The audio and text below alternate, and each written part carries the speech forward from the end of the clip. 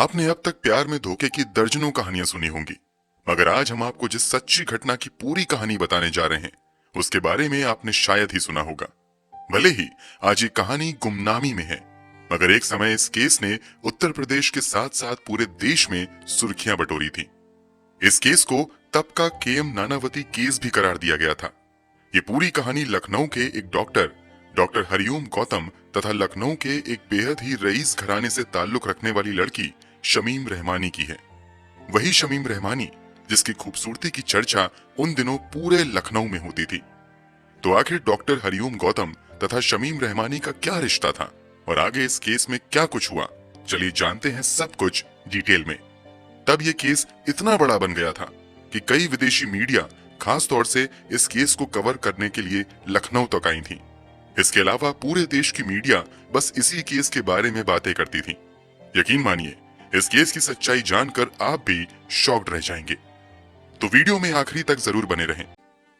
तारीख थी 7 मई 1966। लखनऊ के सबसे रईस और प्रभावशाली लोगों में गिने जाने वाले अजीजुर रहमान को अचानक से पैरालिटिक अटैक आता है। अजीजुर रहमान कभी लखीमपुर खेरी के तालुकदार हुआ करते थे तथा इनकी गिनती इलाके के सबसे प्रभावशाली लोगों में की जाती थी। अचानक आए अटैक की वजह से अजीजुर रहमान की स्थिति तेजी से बिगड़ने लगती है और फिर उन्हें बेहतर इलाज के लिए तत्काल ही लखनऊ के बलरामपुर हॉस्पिटल में एडमिट करवाया जाता है। यहाँ इनका इलाज डॉक्टर हरिओम गौतम की देखरेख में शुरू होता है। इस समय डॉक्टर हरिओम गौतम की उम्र यही कोई 33 साल थी। समय के साथ अजीजुर रहमान की तबीयत ठीक होती है और 10 दिनों के इलाज के बाद उन्हें हॉस्पिटल से डिस्चार्ज भी कर दिया जाता है। मगर इलाज के दौरान 10 दिनों में कुछ ऐसा होता है जिसकी किसी ने भी कल्पना नहीं की थी। दरअसल अजीजुर रहमान के 3 बच्चे थे, 2 बेटा और एक बेटी। दोनों बेटे उन दिनों व्यापार और पॉलिटिक्स में तेजी से अपने कदम बढ़ा रहे थे, जबकि बेटी भी पढ़ाई में काफी अच्छा कर रही थी। 22 साल की बेटी का नाम शमीम रहमानी था। जब अजीजुर रहमान हॉस्पिटल में एडमिट होते हैं तो पिता से मिलने परिवार वालों के साथ एक दिन शमीम रहमानी भी हॉस्पिटल आती हैं। यहाँ आते ही अजीजुर रहमान का इलाज कर रहे डॉक्टर हरिओम गौतम की नजर शमीम रहमानी पर पड़ती है। पहली ही नजर में डॉक्टर गौतम शमीम रहमानी को पसंद करने लगते हैं। गौतम भी काफी हैंडसम था, ऊपर से डॉक्टर भी, इसलिए शमीम रहमानी भी उससे खुलकर बातें करने लगती है। बातचीत की शुरुआत पिता की सेहत से जुड़े सवालों से होती है, मगर देखते ही देखते दोनों एक दूसरे को पसंद करने लगते हैं और एक लव अफेयर की शुरुआत हो जाती है। इस लव अफेयर की शुरुआत से होता ये है कि जहां पहले डॉक्टर गौतम दिन में एक बार मरीज को देखने आते थे, वो कई बार आने लगते हैं और पिता की खिदमत के नाम पर शमीम रहमानी भी हॉस्पिटल में ही ज्यादा समय बिताने लगती है। जब 10 दिन बाद अजीजुर रहमान हॉस्पिटल से डिस्चार्ज हो जाते हैं तो वो लखीमपुर खेरी लेन स्थित एक घर में रहने चले आते हैं। चूंकि अजीजुर रहमान शहर के प्रभावशाली लोगों में थे, इसलिए अब डॉक्टर गौतम रोज इनका हालचाल लेने इनके घर पर ही आने लगते हैं। दुनिया की नजरों में डॉक्टर गौतम अजीजुर रहमान का हालचाल लेने आता था, मगर असल में वो शमीम रहमानी से मिलने के लिए आता था। हालात तो यहाँ तक आ जाते हैं कि एक ही दिन में कई बार डॉक्टर गौतम अजीजुर रहमान से मिलने आने लगते हैं। घर में जवान बेटी की मौजूदगी और डॉक्टर का इतना ज्यादा आना जाना भले ही घर वालों को नॉर्मल लगता है, मगर आस पड़ोस और शहर में तरह तरह की चर्चाएं होने लगती हैं। कुछ पड़ोसी और रिश्तेदार डॉक्टर के इतना ज्यादा आने पर ऑब्जेक्शन भी करते हैं, मगर घर वालों को कोई फर्क नहीं पड़ता है और डॉक्टर का आना जाना यूं ही लगा रहता है। रोज रोज के आने जाने से होता यह है कि डॉक्टर गौतम और शमीम रहमानी एक दूसरे के लिए पागल जैसे हो जाते हैं और साथ जीने मरने की कस्में खाने लगते हैं। समय यूं ही बीतता जाता है और इन दोनों का प्यार और भी गहरा होता जाता है। भले ही इन दोनों का प्यार नई ऊंचाइयों को छू रहा था, मगर एक चीज थी जो इन दोनों के प्यार के आड़े आ रही थी, और वो थी इन दोनों का धर्म। मगर बाद में मिले पत्र से खुलासा होता है कि डॉक्टर गौतम शमीम रहमानी से वादा करते हैं कि वो बहुत जल्द इस्लाम धर्म अपना लेगा और उससे शादी करेगा। इसी भरोसे पर शमीम रहमानी और गौतम का रिश्ता आगे बढ़ता रहता है। देखते ही देखते 1 साल का समय बीत जाता है। शमीम बीएससी की डिग्री हासिल कर लेती है। इसी बीच कुछ ऐसी चीजों का खुलासा होता है जिसके लिए शायद शमीम रहमानी तैयार नहीं थी। दरअसल एक दिन पता चलता है कि डॉक्टर गौतम पहले से शादीशुदा हैं। इतना ही नहीं, डॉक्टर के 3 बच्चे भी हैं। इस बात के खुलासे के बाद शमीम रहमानी और डॉक्टर गौतम का काफी झगड़ा होता है, मगर रहमानी के प्यार में पागल डॉक्टर रहमानी को भरोसा दिलाता है कि वो अपनी पत्नी को छोड़ देगा और फिर धर्म बदलने के बाद उसी से शादी कर लेगा। इस वादे के बाद दोनों के रिश्ते फिर से रास्ते पर आ जाते हैं, मगर सब कुछ लंबे समय तक सामान्य नहीं रह पाता है, क्योंकि अब डॉक्टर गौतम के एक अलग रूप का खुलासा होता है। दरअसल डॉक्टर गौतम शहर का मशहूर डॉक्टर होने के साथ साथ एक दिल फेक किस्म का इंसान भी था। वो अक्सर अलग अलग लड़कियों से इश्क लड़ाता था। आए दिन नई नई लड़कियों के साथ सिनेमा घरों में घूमना, रेस्टोरेंट और होटल में जाना इसके लिए आम बात थी। इस बात की जानकारी शमीम रहमानी को भी हो जाती है और इस बात पर भी दोनों की लड़ाई होती है और लगने लगता है कि रिश्ता यहीं खत्म हो जाएगा, मगर गौतम इन आदतों को छोड़ने का भरोसा दिलाता है। ये सब कुछ चल ही रहा होता है कि अचानक से बलरामपुर हॉस्पिटल से डॉक्टर गौतम के ट्रांसफर का ऑर्डर आ जाता है। ट्रांसफर का मतलब था कि दोनों का मिलना जुलना बंद हो सकता था। इसलिए डॉक्टर गौतम अब अपनी पूरी पहुंच पैरवी का इस्तेमाल करता है और इस ट्रांसफर को भी रुकवा लेता है और बलरामपुर हॉस्पिटल में ही काम करता रहता है। कुछ दावों के मुताबिक गौतम का यह ट्रांसफर रुकवाने में शमीम रहमानी ने ही अपने पिता और भाई के रसूख का इस्तेमाल किया था। इस तरह लगभग 2 साल बीत जाते हैं और शमीम रहमानी तथा डॉक्टर गौतम का लव अफेयर यूं ही चलता रहता है। समय जरूर बदल रहा था, मगर डॉक्टर गौतम का स्वभाव नहीं बदलता है। उसका दूसरी लड़कियों से मिलना जुलना जारी रहता है। इस बात की खबर लोगों से शमीम रहमानी तक समय समय पर पहुंचती रहती है।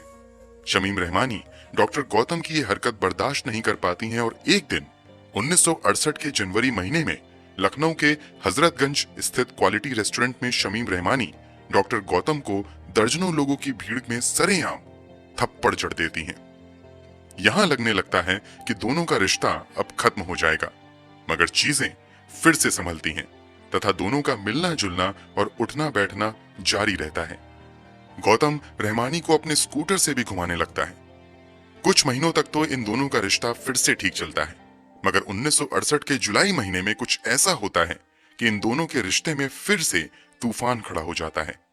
दरअसल शमीम रहमानी के भाई आमिर अहमद का नौकर गणेश शमीम रहमानी को खबर देता है कि उसने शहर में देखा है कि डॉक्टर गौतम किसी लड़की को अपनी स्कूटर पर घुमा रहा था। कुछ ही समय पहले डॉक्टर गौतम ने रहमानी को भरोसा दिलाया था कि अब वो किसी और लड़की से नहीं मिलेगा, मगर जब शमीम रहमानी ये सुनती हैं कि डॉक्टर गौतम फिर से किसी को घुमा रहा था, तो उसका गुस्सा 7वें आसमान पर चला जाता है। वो अगले दिन यानी 10 जुलाई 1968 को डॉक्टर गौतम को मिलने के लिए बुलाती है और फिर दोनों में इसी बात को लेकर बहुत ज्यादा झगड़ा होता है। झगड़े के बाद डॉक्टर गौतम अपने घर चला जाता है, मगर अगले दिन यानी 11 जुलाई को शाम के लगभग 3 बजे फिर से वो शमीम रहमानी के घर आता है। यहाँ इन दोनों में कुछ ऐसी बातें होती हैं कि अब लगने लगता है कि शमीम रहमानी और डॉक्टर गौतम का रिश्ता यहीं पर खत्म हो जाएगा। शमीम रहमानी इस रिश्ते को खत्म करने के लिए मान भी जाती हैं, मगर जब डॉक्टर गौतम आखिरी बार रहमानी के घर से निकलने लगता है तो शमीम रहमानी पीछे से उसे आवाज देती हैं और कहती हैं कि कल मुझे कॉलेज का एक एडमिशन फॉर्म भरना है, मेरी मदद करने के लिए तुम कल आखिरी बार आ जाना, उसके बाद तुम चाहो तो कभी मत आना।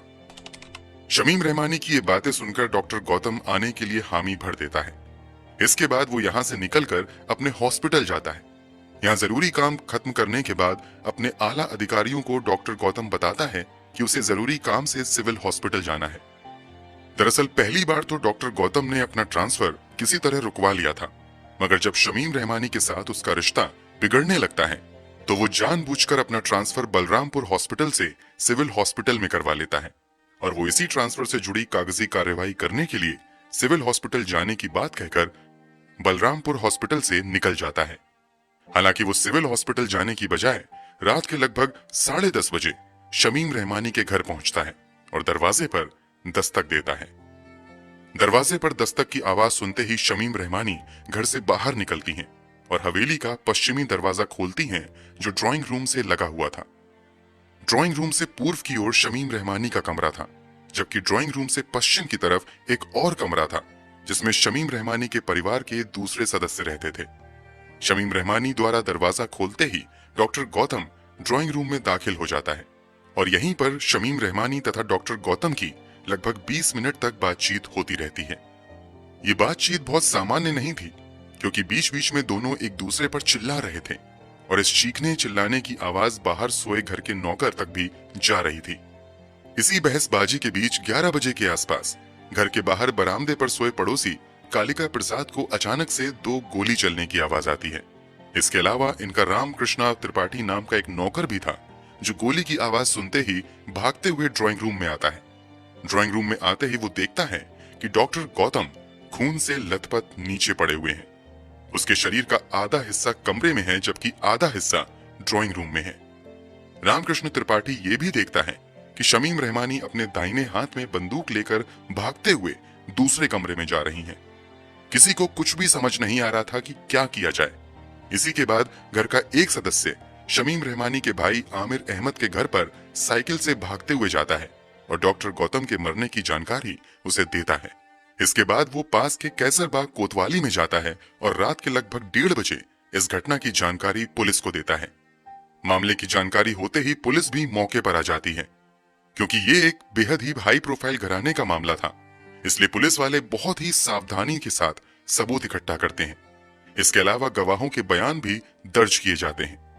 जब शमीम रहमानी से पूछताछ की जाती है तो अब एक बेहद ही चौंकाने वाला खुलासा होता है। शमीम रहमानी पुलिस पूछताछ में बताती हैं कि मैंने डॉक्टर गौतम को नहीं मारा है, बल्कि हम दोनों एक दूसरे से प्यार करते थे और हम दोनों बहुत जल्द शादी करने वाले थे। एक तरफ एक गवाह का बयान था कि गोली चलाते तो किसी को नहीं देखा, मगर गोली चलने के बाद उसने बंदूक शमीम रहमानी के हाथ में देखी थी। दूसरी तरफ शमीम रहमानी कहती हैं कि गोली उसने नहीं चलाई। तो अब सवाल था कि आखिर गोली किसने चलाई। अब यहाँ पर इस केस में एंट्री होती है शमीम रहमानी के कजन ब्रदर इकबाल उद्दीन खान की। गोली की आवाज आने के बाद घर में जो दूसरे व्यक्ति को देखा गया था वो इकबाल खान ही था। इकबाल खान शमीम रहमानी से बहुत ज्यादा प्यार करता था और वो शादी भी करना चाहता था, मगर शमीम रहमानी डॉक्टर गौतम से शादी करना चाहती थी। इस खुलासे के बाद कहा जाता है कि जब रात के अंधेरे में शमीम रहमानी और डॉक्टर गौतम को इकबाल ने एक साथ देखा तो उसने अपना आपा खो दिया और गुस्से में आकर उसी ने डॉक्टर गौतम पर गोली चला दी, जिससे उसकी मौत हो गई।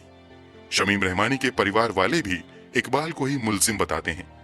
मतलब पुलिस के पास अब डॉक्टर गौतम की हत्या के 2 प्राइम सस्पेक्ट थे, मगर समस्या ये थी कि पुलिस के पास किसी के खिलाफ भी कोई पुख्ता फिजिकल एविडेंस नहीं थे।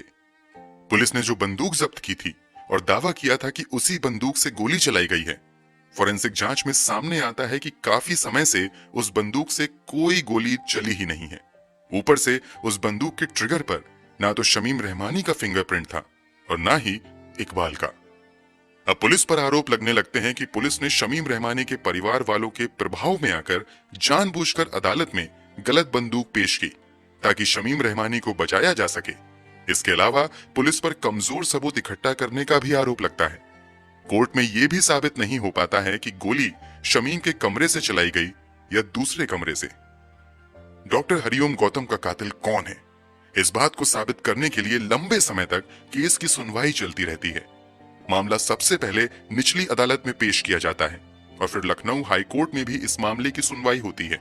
यहां से मामला finally supreme court of India में जाता है।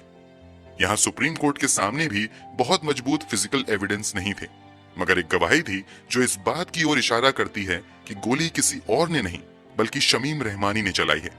दरअसल गोली की आवाज करीब से सुनने वाले लोगों में कालिका प्रसाद भी शामिल थे। जब गोली चली थी तो कालिका प्रसाद शमीम रहमानी के घर के ठीक बाहर थे। कोर्ट में कालिका प्रसाद गवाही देते हैं कि गोली चलने की आवाज के तुरंत बाद वो एक आवाज सुनता है जो संभवतः शमीम रहमानी की ही आवाज थी। शमीम रहमानी अपनी मां से कहती हुई सुनाई देती हैं कि डॉक्टर ने मुझे धोखा दिया है, उसने मेरी जिंदगी बर्बाद कर दी है, इसलिए मैंने उसकी हत्या करके कुछ भी गलत नहीं किया है। कालिका प्रसाद आगे ये भी बयान देता है कि थोड़ी देर बाद शमीम रहमानी को ये कहते हुए भी सुना कि भैया ये बंदूक लो और मुझे भी मार दो, अब मैं और ज्यादा जीना नहीं चाहती हूँ। कोर्ट रहमानी के इस एक्स्ट्रा जुडिशियल कन्फेशन को एक अहम सबूत मानता है तथा सर्कमस्टेंशियल एविडेंस के आधार पर सुप्रीम कोर्ट द्वारा शमीम रहमानी को 1975 में डॉक्टर हरिओम गौतम की हत्या के जुर्म में उम्र कैद की सजा सुनाई जाती है। कोर्ट में सुनवाई में यह भी साफ हो जाता है कि गोली भी किसी और ने नहीं बल्कि शमीम रहमानी ने ही चलाई थी। कोर्ट के मुताबिक जब आखिरी बार यानी 11 जुलाई 1968 को डॉक्टर गौतम शमीम रहमानी से मिलने रात के लगभग 10:30 बजे उसके घर आता है तो यहाँ पर 20 से 25 मिनट तक दोनों में लड़ाई होती रहती है। फिर डॉक्टर गौतम बाहर निकलकर अपना स्कूटर स्टार्ट करके जाने लगता है। तभी एक बार फिर से शमीम रहमानी उसे आवाज देकर अंदर बुलाती हैं। जैसे ही डॉक्टर गौतम अंदर आता है, शमीम रहमानी एक गोली उसकी तरफ चलाती हैं, मगर किसी तरह डॉक्टर गौतम खुद को गोली से बचाने में कामयाब हो जाता है। हालांकि वो दोबारा जैसे ही खड़ा होता है, शमीम रहमानी दूसरी गोली चला देती हैं, जो सीधे डॉक्टर गौतम के माथे को चीरती हुई निकल जाती है। माथे में गोली लगते ही डॉक्टर गौतम वहीं पर गिर जाता है और फिर वहीं पर उसकी मौत भी हो जाती है। सुप्रीम कोर्ट द्वारा सजा दिए जाने के बाद शमीम रहमानी को जेल भेज दिया जाता है, मगर कुछ ही समय बाद उत्तर प्रदेश के तत्कालीन गवर्नर चिन्ना रेड्डी द्वारा शमीम रहमानी को माफी दे दी जाती है और उम्र कैद की सजा पाने वाली शमीम रहमानी महज 2 साल जेल में बिताकर वापस आ जाती हैं। कमाल की बात तो ये थी कि एक तरफ राज्यपाल ने खुद शमीम रहमानी को माफी दे दी थी, ऊपर से तब के कई तत्कालीन सांसद ने शमीम रहमानी को माफी देने की मांग की थी। कथित तौर पर जेल से बाहर आने के बाद शमीम रहमानी के पास बॉलीवुड में काम करने की कई ऑफर आते हैं, मगर शमीम रहमानी ने उन ऑफर्स को ठुकरा दिया और जेल से छूटने के कुछ ही समय बाद हमेशा हमेशा के लिए लखनऊ को छोड़कर दिल्ली चली गई और एक गुमनाम जिंदगी जीने लगी। इस केस की सुनवाई के दौरान भी माहौल लगभग वैसा ही बन गया था जैसा के.एम. नानावती केस की सुनवाई के दौरान देखने को मिला था। केस की सुनवाई के दौरान अक्सर काफी भीड़ लग जाती थी। अखबारों में भी बड़े पैमाने पर इस केस को कवर किया जाता था। इसके अलावा विदेशी मीडिया ने भी इस केस में खूब इंटरेस्ट लिया था। लंबे अरसे तक शमीम रहमानी और डॉक्टर गौतम के प्यार के किस्से लखनऊ में चर्चा में रहे थे, मगर समय के साथ इस केस की चर्चा भी खत्म होती गई। दोस्तों, आपने कभी इस केस के बारे में पहले सुना था या नहीं? कमेंट करके जरूर बताएं। अगर आपको हमारी मेहनत पसंद आई हो तो इस वीडियो को लाइक करते हुए शेयर भी करें। धन्यवाद।